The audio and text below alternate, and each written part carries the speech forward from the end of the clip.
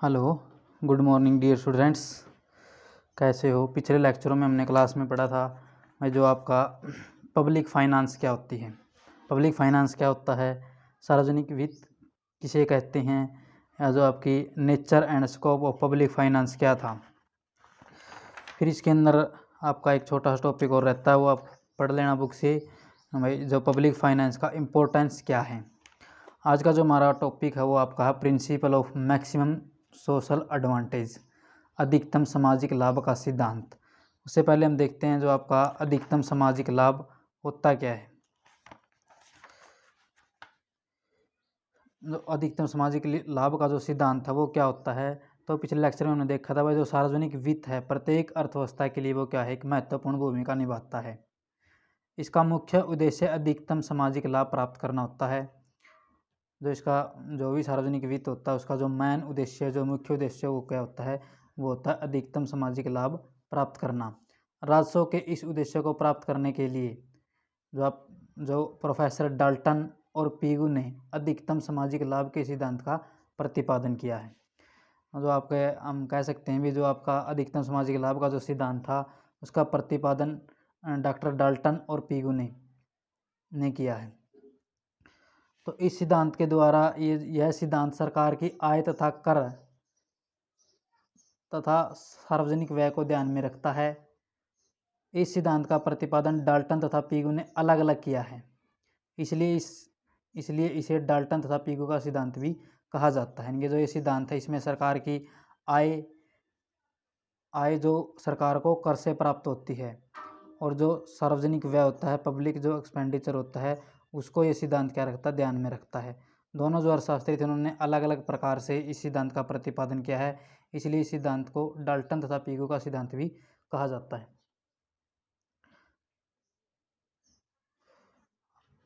इस जो आपका अधिकतम सामाजिक लाभ का सिद्धांत है इस तथ्य पर आधारित है कि न तो प्रत्येक जो टैक्स लगाया जाता सरकार के द्वारा वो एक बुराई है और न ही प्रत्येक जो व्यय है एक अच्छाई है। Neither every tax is an evil nor every expenditure is good. कर तथा सार्वजनिक व्यय के प्रभावों के बीच संतुलन की आवश्यकता होती है, यानी कि जो भी हम सरकार के द्वारा जो टैक्सेज लगाए जाते हैं और जो भी पब्लिक एक्सपेंडिचर किया जाता है उन दोनों के बीच दोनों के प्रभाव के बीच किसके एक इक्विलिब्रियम की आवश्यकता होती है, इस संतुलन की आवश्यकता होती है, ताकि जो अधिकतम सामाजिक लाभ को क्या किया जा सके, प्राप्त किया जा सके। आगे हम अगर इसकी डेफिनेशन देखते हैं तो डाल्टन के अनुसार जो अधिकतम सामाजिक लाभ का सिद्धांत यह बताता है कि सार्वजनिक वित्त की सबसे अच्छी प्रणाली वह है जिसके अनुसार राज्य अपने कार्य द्वारा अधिकतम सामाजिक लाभ प्राप्त करता है। यानी कि कोई भी राज्य है वो अपने सार्वजनिक जो वित्त होता है उसके द्वारा क्या करता है, अधिकतम सामाजिक लाभ प्राप्त करता है। फिर आगे हम देखते हैं भाई इसके जो आप अजम्पशंस क्या हैं, assumptions of the principle of maximum social advantage. जो आपका अधिकतम सामाजिक लाभ का सिद्धांत है उसकी क्या क्या मान्यताएं हैं। सबसे फर्स्ट जो इसकी मान्यताएं हैं वो क्या है, कर सरकार की आय के मुख्य स्रोत हैं। इनके जो कर होते हैं जो सरकार के द्वारा जो टैक्स लगाए जाते हैं वो सरकार की आय की क्या है, मेन रिसोर्स हैं या मुख्य स्रोत हैं। घटते सीमांत सामाजिक लाभ का नियम सार्वजनिक व्यय पर लागू होता है, यानी कि जिस प्रकार सरकार क्या करती है पब्लिक एक्सपेंडिचर को बढ़ाती चली जाती है तो उससे मिलने वाला जो सामाजिक जो लाभ होता है, सीमांत जो सामाजिक लाभ होता है वो क्या होता है, घटता चला जाता है। तो इस प्रकार से इस सिद्धांत पर जो घटते सीमांत सामाजिक लाभ का जो नियम है वो क्या है, सार्वजनिक व्यय पर लागू होता है। करों पर बढ़ती सीमांत सामाजिक अनुपयोगिता लागू होती है, जिस प्रकार से जैसे जैसे सरकार के द्वारा करों की जो मात्रा है या करों की जो रेट है वो बढ़ाई जाती है तो उससे जो सामाजिक जो त्याग होता है वो क्या है, बढ़ता चला जाता है, या जो सामाजिक अनुपयोगिता है वो क्या होती है, बढ़ती चली जाती है। आगे हम देखते हैं इसकी condition of maximum social advantage, क्या क्या शर्तें हैं, अधिकतम जो सामाजिक लाभ के सिद्धांत की क्या क्या शर्तें क्या क्या हैं। सबसे पहले इसकी जो फर्स्ट जो शर्त है वो क्या है, सार्वजनिक व्यय पर किए गए रुपए से सामाजिक लाभ उस त्याग के बराबर होना चाहिए जो कर के रूप में एकत्रित अंतिम रुपए के त्यागने से होता है। यानी कि जो भी हमने सार्वजनिक व्यय के रूप में जो भी खर्च किया है उससे मिलने वाला जो सामाजिक लाभ है वो किसके बराबर होना चाहिए, जो लोगों के द्वारा टैक्स के रूप में जो त्याग किया जाता है वो उसके बराबर होना चाहिए। यानी कि जो आपका MSB है, सीमांत सामाजिक लाभ, MSB किसके बराबर होना चाहिए, सीमांत सामाजिक त्याग के बराबर होना चाहिए। विभिन्न स्कीमों पर खर्च किए गए अंतिम रुपये से प्राप्त लाभ क्या होना चाहिए, समान होना चाहिए। जिस प्रकार से भाई जो सरकार के द्वारा टैक्स लगाया, जो सरकार के द्वारा विभिन्न स्कीमों पर जो खर्च किया जाता है उसके उन स्कीमों पर प्रत्येक जो स्कीम पर अंतिम रुपया जो खर्च किया जाता है उससे मिलने वाला जो लाभ है वो क्या होना चाहिए, समान होना चाहिए। कर कर भी इस प्रकार से लगाए जाने चाहिए कि प्रत्येक दिशा से प्राप्त अंतिम रुपये का त्याग अथवा अनुपयोगिता बराबर हो। क्योंकि इस प्रकार से हम जो टैक्स हैं वो भी इस प्रकार से लगाए जाने चाहिए कि प्रत्येक दिशा से प्राप्त अंतिम रुपये का त्याग और जो अनुपयोगिता है वो क्या होनी चाहिए, उनकी बराबर होनी चाहिए। आगे हम देखते हैं जो किस प्रकार से जो आपका ये सिद्धांत है इसकी एक्सप्लेनेशन ऑफ द प्रिंसिपल, सिद्धांत की हम व्याख्या किस प्रकार से कर सकते हैं। जो हमने जो आपका अधिकतम सामाजिक लाभ का जो सिद्धांत है उसकी व्याख्या किस प्रकार से की जा सकती है। सार्वजनिक वित्त से संबंधित सब क्रियाओं में धन का हस्तांतरण होता है। यानी कि जो भी सार्वजनिक वित्त से संबंधित जितनी भी क्रियाएं होती हैं उनमें क्या होता है, धन का हस्तांतरण होता है। यानी कि उसका जो मनी होती है उसका ट्रांसफ़र होता है। सरकार जनता से कर तथा अन्य रूप में धन एकत्रित करती है। जो यानी कि सरकार क्या करती है, जनता से कर के रूप में या अन्य रूप में धन को एकत्रित करती है तथा उस धन को सार्वजनिक व्यय के रूप में जनता को हस्तांतरित करती है। समाज को कर देने के कारण जो त्याग करना पड़ता है उसे सामाजिक त्याग कहते हैं। यानी कि जो भी कर देने से जो समाज को त्याग करना पड़ता है उसको हम क्या कहते हैं, सामाजिक त्याग कहते हैं। इसी प्रकार शिक्षा, चिकित्सा व अन्य सुविधाओं आदि के ऊपर किए जाने वाले सरकारी व्यय से समाज को जो लाभ होता है उसे सामाजिक संतुष्टि या सामाजिक लाभ कहा जा सकता है। तो इस प्रकार से हम देखते हैं जो भी आपका इस सिद्धांत के अनुसार वो क्या होता है, जो भी सार्वजनिक जो आय होती है या जो सार्वजनिक व्यय होता है इस प्रकार संतुलन करना चाहिए कि अधिकतम संतुष्टि प्राप्त हो या अधिकतम सामाजिक लाभ हो। इन दोनों के अंदर इस प्रकार से संतुलन किया जाना चाहिए जिससे समाज को क्या हो, अधिकतम सामाजिक लाभ हो या अधिकतम संतुष्टि प्राप्त हो। यह घटती सीमांत उपयोगिता तथा सम सीमांत उपयोगिता पर निर्भर करता है। यानी कि जो आपका अधिकतम जो संतुष्टि होती है वो किस पर करती है, वो घटती सीमांत उपयोगिता पर या फिर सम सीमांत उपयोगिता पर क्या करती है, वो निर्भर करती है। तो इस प्रकार से हम कह सकते हैं भी जो भी आपका इस सिद्धांत के अकॉर्डिंग आपको जो अधिकतम सामाजिक लाभ कहाँ पर मिलते हैं, वो आपकी जहाँ पर आपका सीमांत सामाजिक लाभ और सीमांत सामाजिक त्याग दोनों जहाँ पर बराबर हो गए, MSS मार्जिनल सोशल सैक्रिफाइस और मार्जिनल सोशल बेनिफिट जहाँ पर बराबर हो गए वहीं पर क्या होगा, अधिकतम सामाजिक लाभ होगा। अब आपका आता है सीमांत सामाजिक त्याग क्या होता है, मार्जिनल सोशल सैक्रिफाइस किसे कहते हैं। जब सरकार के द्वारा कर लगाया जाता है तो लोगों को कर देने के लिए अपनी मुद्रा राशि को छोड़ना या त्यागना पड़ता है। इसके परिणामस्वरूप उनकी जो क्रय शक्ति है वो क्या होती है, कम होती है और जो मुद्रा की सीमांत उपयोगिता क्या है उनके लिए बढ़ती है। तो इस प्रकार से हम कह सकते हैं भी जो जैसे जैसे सरकार लोगों पर अधिक कर लगाती है तो उनके ऊपर क्या है, ज़्यादा बोझ डलता है। तो जैसे जैसे सरकार के द्वारा कर लगाए जाएंगे वैसे वैसे उनका जो मार्जिनल जो सोशल सैक्रिफाइस है वो क्या है, कम होता चला जाएगा, बढ़ता चला जाएगा। जिस प्रकार से हम इस डायग्राम के अंदर देख सकते हैं, यहाँ पर जो OX एक्सिस पर आपका क्या लिया, अमाउंट ऑफ टैक्सेस, और यहाँ पर आपका मार्जिनल सोशल सैक्रिफाइस। तो जो ये MSS जो करो है ये किसको शो करता है, ये आपका सीमांत सामाजिक त्याग को क्या करता है, शो करता है। जब सरकार ने OM जो अमाउंट है वो टैक्स की लगाई है तो जो आपका समाज का जो त्याग था वो क्या था, ON के बराबर था, ON था। लेकिन जैसे ही सरकार ने जो टैक्स की मात्रा है वो क्या बढ़ा दी, OM से OM1 कर दी, तो जो समाज का जो त्याग है वो क्या है, वो भी बढ़ जाता है ON से ON1 हो जाता है। तो इस प्रकार हम देख सकते हैं जैसे जैसे सरकार के द्वारा टैक्सों की मात्रा बढ़ाई जाती है तो जो सामाजिक त्याग होता है वो क्या है, घटता चला जाता है।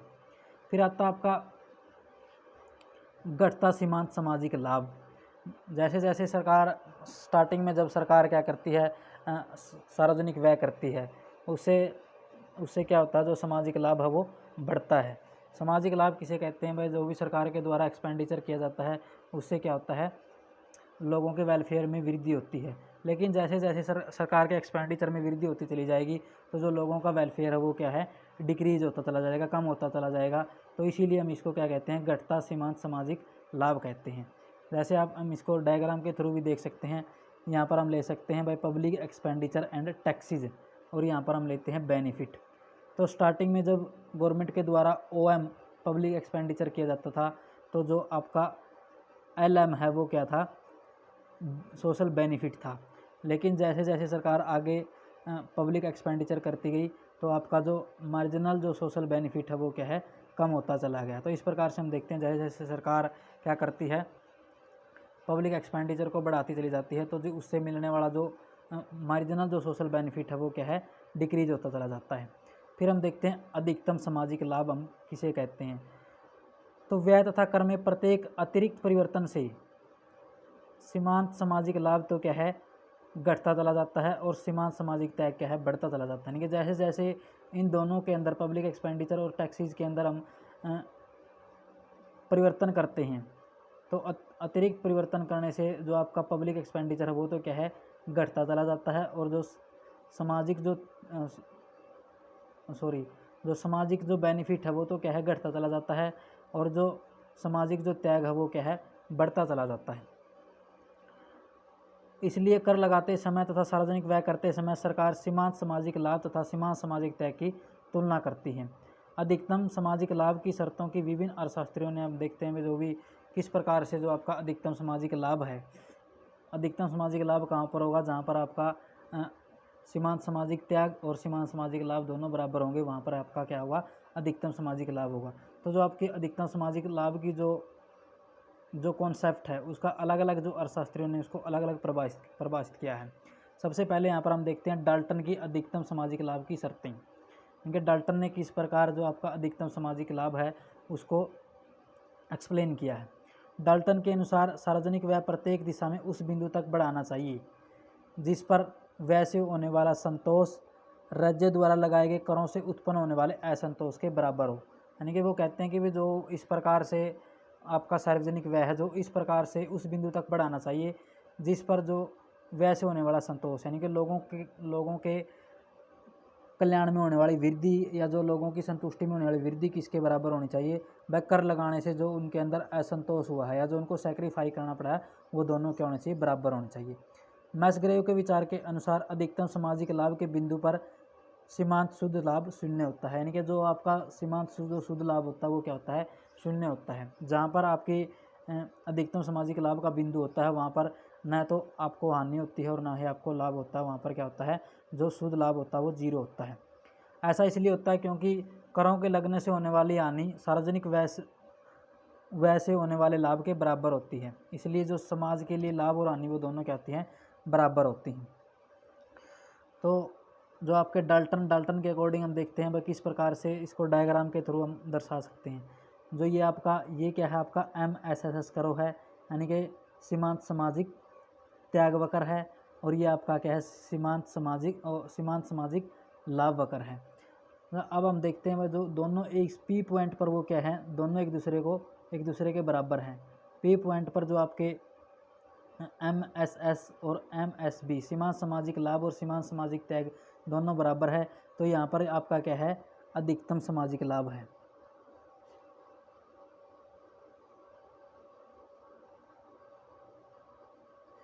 P पॉइंट पर क्या है, मैक्सिमम सोशल एडवांटेज है, और यहाँ पर आपका क्या है, OM क्या है, आपके OM जो मात्रा वो आपकी है सीमांत सामाजिक त्याग की और सीमांत सामाजिक लाभ की, और जो आपकी ON मात्रा है वो टैक्स और पब्लिक एक्सपेंडिचर की है। तो यहाँ पर हम देखते हैं भाई जो ये P पॉइंट पर आपका क्या है, अधिकतम सामाजिक लाभ है।